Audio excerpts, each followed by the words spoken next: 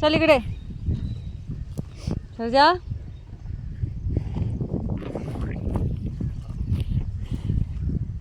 नुसता खातोय, सकाळपासून खातोय, तरी तुझं पोट बरं ना होय रे. हा सर्जा, इथे थोडासा आहे ना फोड आल्यासारखा वाटतोय. काय झालंय काय माहिती. तुम्ही सांगा काय झालंय ते. आणि चॅनलला करा ना सबस्क्राईब, लाईक.